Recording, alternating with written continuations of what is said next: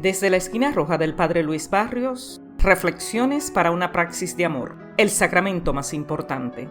Tema: ¿cómo está el aceite de tu lámpara?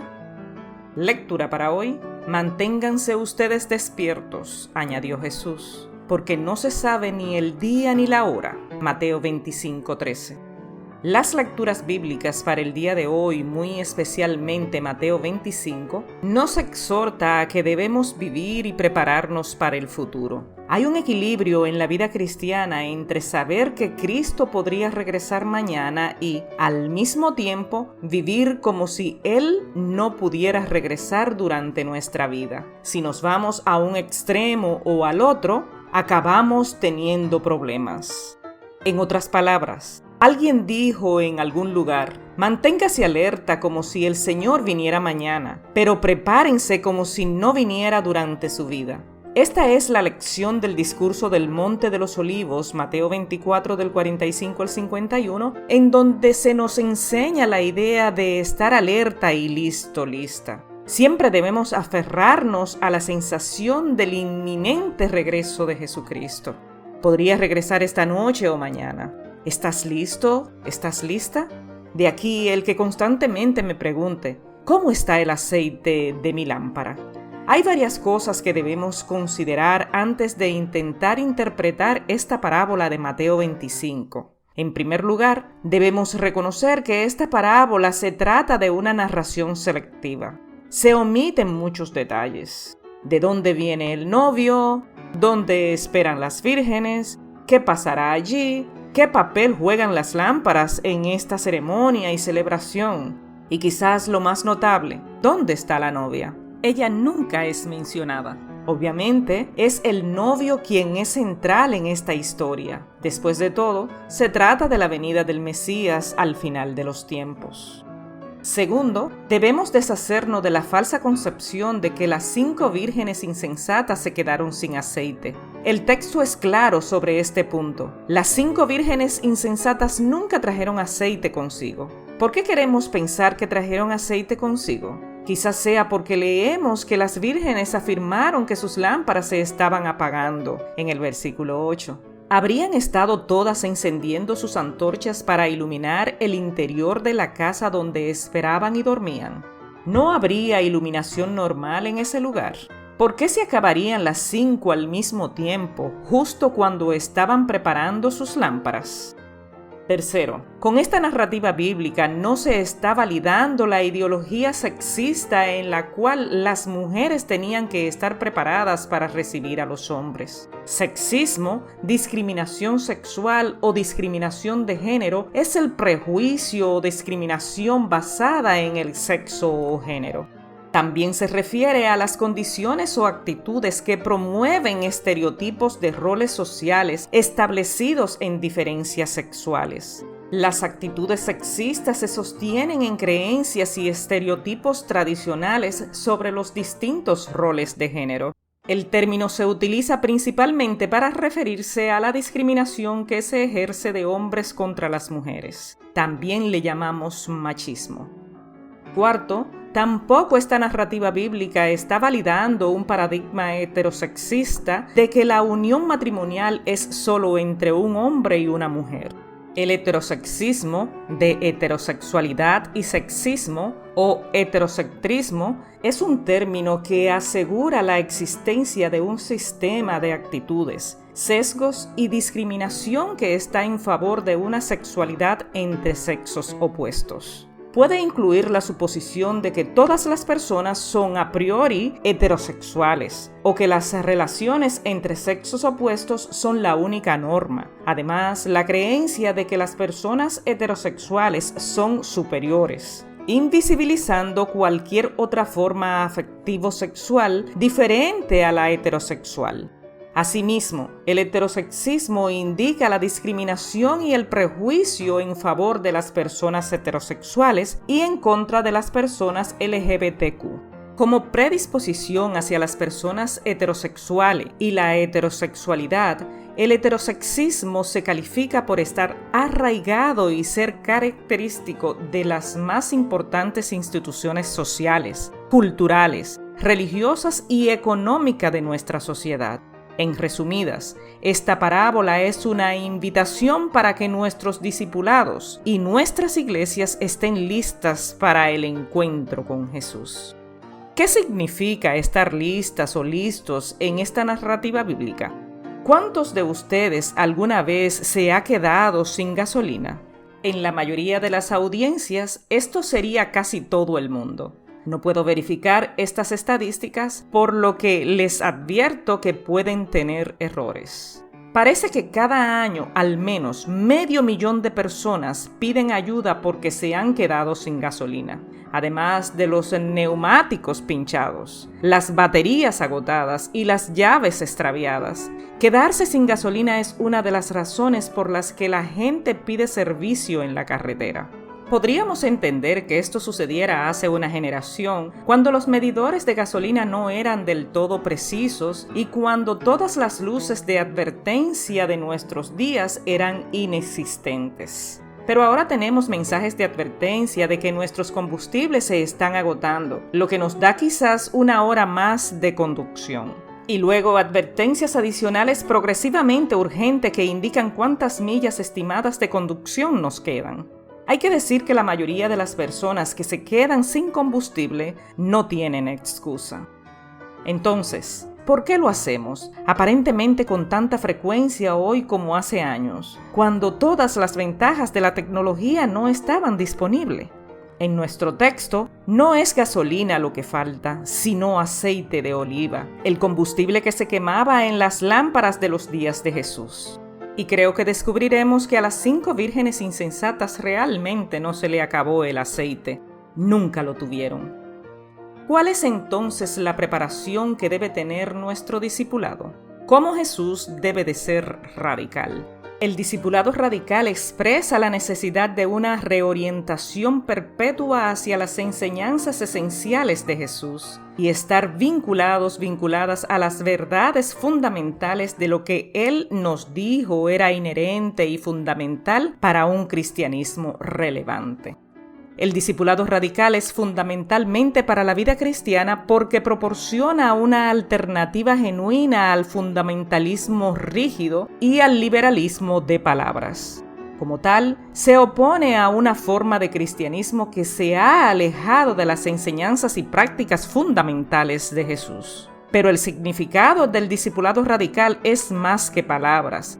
Se trata de responder al llamado misericordioso de Dios en Cristo y poner la fe en acción. El discipulado radical se trata de practicar la fe individual, personal y pública, política, y nunca una sin la otra. Porque como nos dijo nuestro arzobispo Desmond Tutu, no hay nada más político que decir que la Iglesia no debería lidiar con política. Es por esto por lo que debemos de acoger a las personas extrañas y estar al lado de las personas empobrecidas, oprimidas y marginadas. Significa luchar por la paz con justicia y la reconciliación y oponerse a la riqueza desproporcionada y al materialismo idólatra.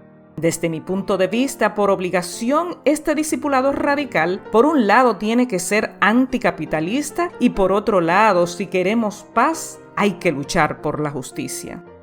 En compañía de la Iglesia, el discipulado radical también nos involucra en vidas de oración y alabanza y fomenta una vida de devoción fuerte basada en las Escrituras. Entendiendo que no fuimos llamados y llamadas en este discipulado radical para tener una vida de devoción, sino más bien para vivir en devoción haciendo real los 2 mandamientos que Jesús resumió. Amarás al Señor tu Dios con todo tu corazón y con toda tu alma y con toda tu mente. Este es el primero y grande mandamiento. Y el segundo es semejante. Amarás a tu prójimo como a ti mismo. Mateo 22 del 37 al 39. En otras palabras, un discipulado radical está marcado por un amor radical por Dios y por las demás personas, una voluntad de sacrificarse por el Evangelio y un deseo de construir, ver y comenzar a vivir el cielo en la tierra. Recordemos que fuimos llamados y llamadas a este discipulado radical para caminar con el pueblo y servir al pueblo. ¿Cómo tenemos iglesias preparadas? La Iglesia es el cuerpo de Cristo en la tierra ahora y es el contexto principal en el que creemos en todos los sentidos en aquel que es nuestra cabeza. Efesios 4:15. En los escritos paulinos, las instrucciones sobre la formación y transformación espiritual nunca se dan a personas privadas, sino que siempre se dirigen a personas de comunidades de fe. Romanos 12:2, 1 Corintios 12 y Gálatas 4:19 son solo algunos ejemplos de las enseñanzas de Pablo sobre la formación y el discipulado radical dirigidas a las comunidades. Una metáfora bíblica de la iglesia es la familia de Dios en la que las personas cristianas crecen hasta alcanzar una edad adulta espiritual. Así como un o una bebé nace en una familia y experimenta seguridad y estructura para crecer desde la infancia hasta la niñez, la adolescencia y la edad adulta, así nosotros y nosotras como personas cristianas crecemos hacia la edad adulta en nuestra familia espiritual. Es cierto que a veces las niñas, los niños sobreviven fuera de familias sanas, pero el crecimiento y el desarrollo humano suelen verse atrofiados. Lo mismo ocurre con el crecimiento de la madurez cristiana. Quizás una persona cristiana puede sobrevivir sin una familia espiritual, pero ciertamente su crecimiento y desarrollo espiritual se verá obstaculizado y no florecerá. El papel de la iglesia en la formación espiritual es proporcionar seguridad y estructura, enseñanza y guías sabias y amorosas para las personas cristianas de todas las etapas de su crecimiento y desarrollo como hijas e hijos de la familia de Dios.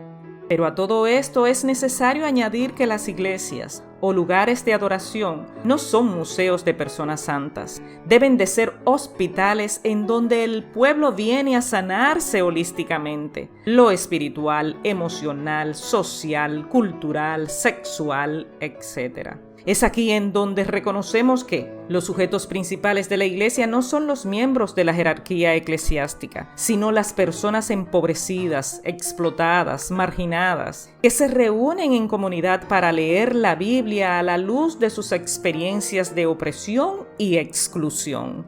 El mensaje del Evangelio no se preocupa principalmente por la salvación individual, sino por la justicia social y económica y el sostenimiento de comunidades de apoyo mutuo. Por esto, en su práctica liberadora, la iglesia o las iglesias también incluyen la destrucción del pecado social.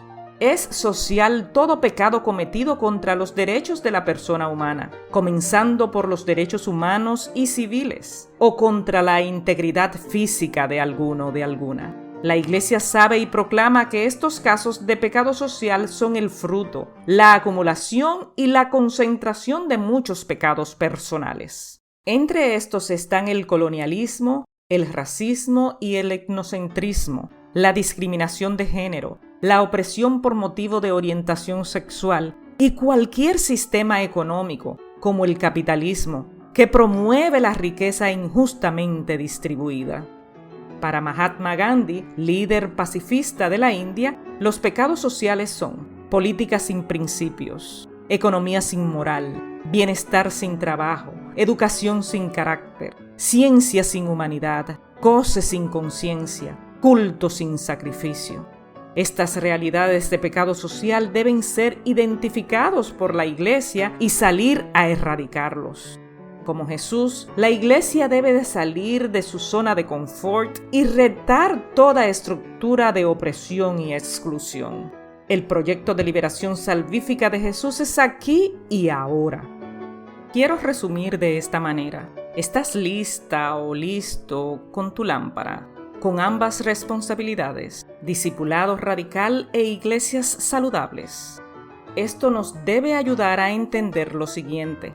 Primero, que el discipulado radical no se trata solo de nuestra relación personal con Dios, sino también de cómo servimos y nos acercamos a las demás personas y a nosotros mismos, a nosotras mismas. El servicio y la evangelización son partes integrales del discipulado radical y de crear iglesias saludables. Y segundo, como iglesia radical, al servir a las demás personas, compartimos el amor de Cristo con ellas. reflejando el corazón de Dios y demostrando el poder de su gracia y amor. Es aquí en donde demostramos con acciones que nuestras lámparas tienen suficiente aceite. Por esto te pregunto, ¿cómo está en este momento el aceite de tu lámpara? Bendiciones, estas son reflexiones del Padre Luis en el amor solidario, el sacramento más importante. Amén y H.